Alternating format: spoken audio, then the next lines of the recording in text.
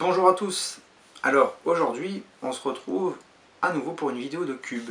Alors voici le cube en question. Bon, est-ce qu'on peut vraiment parler d'un cube? Pas réellement, parce que si on regarde bien la forme, c'est un cylindre. Mais dans le principe, il fonctionne comme un cube, comme celui-ci. Alors est-ce qu'il est facile celui-ci? Bah oui, il est plus facile que le 3x3. Donc si vous n'avez jamais fait de 3x3, vous pouvez commencer par le cylindre. Et si vous avez déjà fait le 3x3, vous allez voir que vous y arriverez facilement parce qu'il fonctionne quasiment de la même façon. Alors si on regarde bien, par rapport à un cube classique, on a ici au-dessus une face blanche, en dessous une face jaune, et le reste, on n'a pas d'autre face en fait. On a le tour du cylindre et ça fonctionne par étage. Donc on a l'étage vert, l'étage rose et l'étage bleu. Voilà. Donc voilà pour les différences avec le cube 3x3.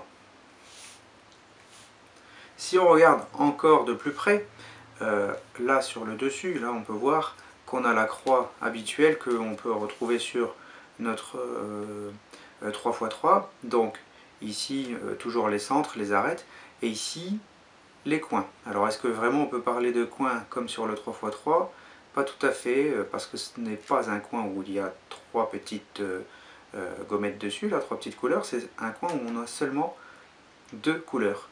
Donc ça va représenter un avantage par rapport au 3x3, parce qu'on va zapper une étape, celle où on doit mettre les coins à la bonne place. Bah oui, parce que si dès l'instant on a un coin ici vert blanc, il peut être ici, là, là, là, peu importe la place, puisqu'il n'y a que deux couleurs, le vert et le blanc.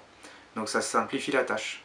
Alors du coup, pour résoudre ce petit cylindre, on va procéder en plusieurs étapes. La première étape, ça va être comme avec le 3x3 de faire la face blanche. Ensuite, on va s'occuper de l'étage rose. Et à la fin, de la face jaune, où on va faire l'étage bleu en même temps.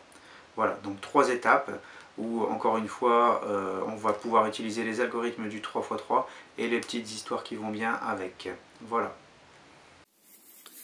Bon, alors déjà, vous avez remarqué, une fois qu'on l'a mélangé, il ressemble plus du tout à un cylindre. Mais pas de panique, là on va petit à petit reconstituer sa forme.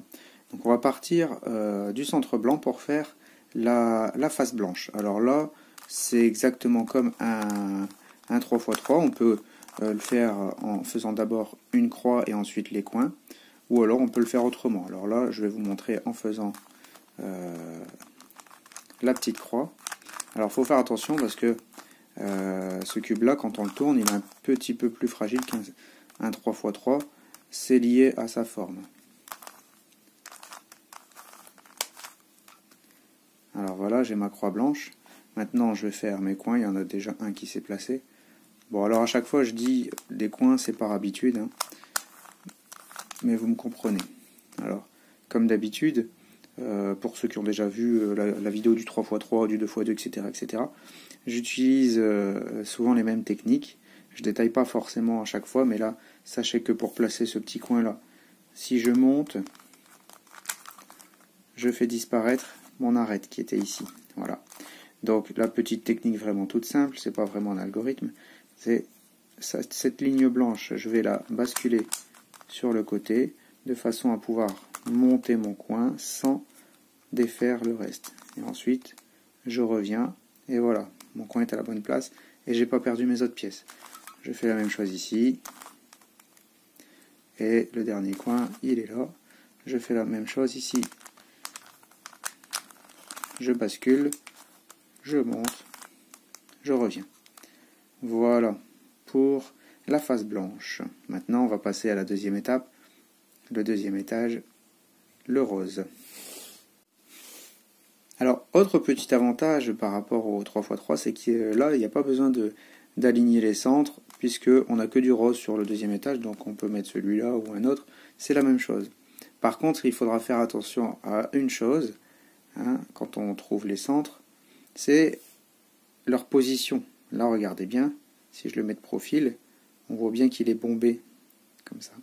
Alors que les autres, on suit la forme du cylindre, et la forme bombée, elle doit être pivotée de cette façon-là. Alors regardez bien. Normalement, il doit se présenter il doit se présenter comme ça. Voilà, pour correspondre avec le reste. Mais bon, bien entendu, si je fais ça, je perds mes 3 jaunes. Alors là, c'est le seul algorithme qui n'existe pas dans le 3x3 et qui existe pour les cylindres, mais c'est assez facile à faire en réalité. Alors il s'agit de l'algorithme du chat. Donc c'est une petite histoire que j'ai inventée pour vous aider à bien mémoriser. Alors vous devez prendre le cylindre avec le centre à replacer sur votre droite. Alors imaginez que ici, là, en haut, on a un chat qui est sur le canapé. Le chat qui aime jouer, il va descendre du canapé. Donc on effectue un demi-tour. Le chat, vous voyez, il est en dessous. Il va se cacher sous le canapé. Voilà, donc là, on a effectué un demi-tour. Le chat, il est là. Ici, le centre, on va dire que c'est sa petite balle. Hop, la petite balle tombe. Alors lui, il l'a vu, la petite balle. Il va sortir de sa cachette en dessous du canapé. Voilà. Et il va remonter sur le canapé en emportant la petite balle avec lui. Et là, si on regarde bien, notre coin, il s'est mis dans la bonne position. Et alors là, on n'a qu'un seul coin à remettre dans la bonne position, donc c'est parfait. Maintenant, on va pouvoir passer à l'étape suivante, c'est celle qui va nous permettre de mettre les parties qui nous manquent pour l'étage rose. Alors là, si on regarde bien, on n'a qu'une seule partie à replacer, c'est celle-là, donc la partie rose. Alors, il suffit simplement de la mettre comme ça, d'accord? Mais si on fait ça, on va perdre toute notre face blanche. Alors on va exécuter l'algorithme qui est le même que pour le 3x3, c'est celui de Monsieur Distrait. Donc Monsieur Distrait, c'est lui. Il doit aller à droite. Mais comme il est distrait, il va partir à gauche. Voilà. Donc ses amis du dessus, ils vont descendre et lui dire de revenir. Donc il revient, ses amis sont rassurés, il remonte. Voilà. Mais comme lui il est toujours distrait, il n'a pas vraiment bien compris et il continue son chemin. Et comme il est distrait et maladroit, il fait tomber tout le monde. Voilà. Donc il se rend compte de sa petite bêtise, il revient en arrière et il aide tous ses amis à se relever. Voilà. Donc là vous avez vu, on a placé Monsieur Distrait et tous les autres, ils sont au bon endroit. Alors, si on regarde bien, notre cylindre, il est presque terminé. On n'a plus que ces 2 coins à remettre correctement. Bon, je les remélangé un petit peu pour que ce soit un peu plus difficile et surtout pour vous montrer l'algorithme suivant qui va nous permettre d'obtenir une croix sur la face jaune. Alors si vous êtes dans le même cas que moi, vous avez ce que moi j'appelle une virgule. Donc on a 3 cas de figure, soit on a la virgule, soit on a une ligne, ou soit on a directement la croix. Alors on exécute, ceux qui savent faire le 3x3 connaissent bien cet algorithme-là, c'est celui de la chaise. Donc vous tenez le cylindre face à vous, face jaune au-dessus. Donc vous avez une chaise, elle tombe. Le monsieur la relève, il la remet à sa place, la chaise retombe, il revient un petit peu en arrière et il la relève. Voilà. Donc on a là le deuxième cas de figure où on a une ligne. Alors les coins, encore une fois, ne comptent pas. Donc on va réexécuter une deuxième fois l'algorithme en faisant bien attention que la ligne soit en position horizontale face à soi. Donc on a la chaise qui tombe, le monsieur qui la relève, il la remet à sa place, la chaise retombe, il revient en arrière et il redresse la chaise. Voilà. Donc là on regarde bien sur la face du dessus, on a obtenu une croix jaune et on n'a vraiment plus qu'à mettre ces 2 coins là. Alors là on peut remarquer aussi que les arêtes jaunes n'ont pas besoin d'être mises à leur place puisque elles sont indépendantes de l'étage du milieu. Donc on a un algorithme en moins par rapport au 3x3 classique, c'est celui de la lampe. Et pareil, on n'a pas besoin de placer les coins puisqu'ils sont tous jaunes et bleus et qui sont aussi indépendants de l'étage du dessus, donc on n'a pas besoin d'utiliser l'algorithme de Madame Curieuse. Donc ça fait quand même 2 algorithmes en moins par rapport au 3x3.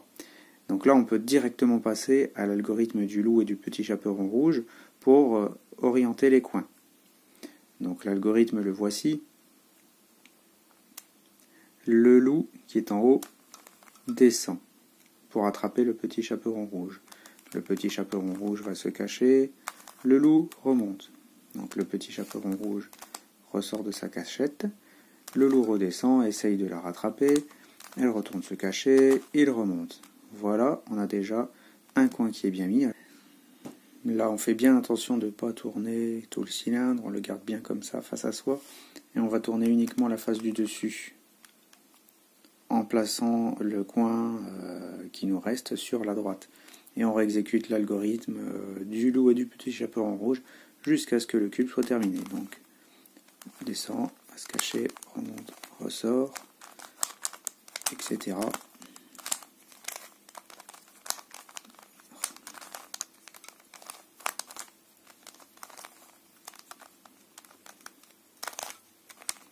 Et attention, hop, voilà, le cylindre est terminé. Alors on peut avoir un petit cas un peu bizarre, un cas particulier, où on n'arrive pas à obtenir la croix jaune. On arrive à obtenir la virgule, on peut obtenir la ligne jaune, mais on n'arrive pas à obtenir la croix. Parce que, si on regarde bien, l'arête est au bon endroit, mais elle a pivoté. Donc là, pour sortir de ce cas-là, il va falloir revenir un petit peu en arrière, à l'étape du deuxième étage. On reprend le cube face blanche en haut, et en fait, notre arête qui est mal placée, on va la mettre temporairement à la place d'un morceau rose, en exécutant l'algorithme de Monsieur Distrait. Donc, on voudrait la mettre à droite, donc on va partir à gauche, et on fait l'algorithme de Monsieur Distrait.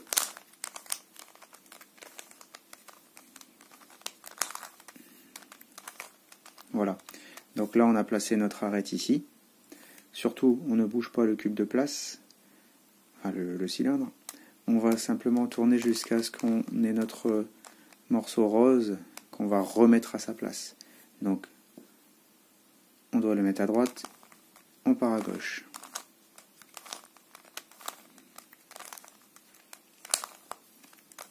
Voilà. Et on regarde, on est revenu à la normale, et là on n'a plus que nos coins à orienter avec le petit chaperon rouge comme tout à l'heure, et le cube sera résolu. Voilà.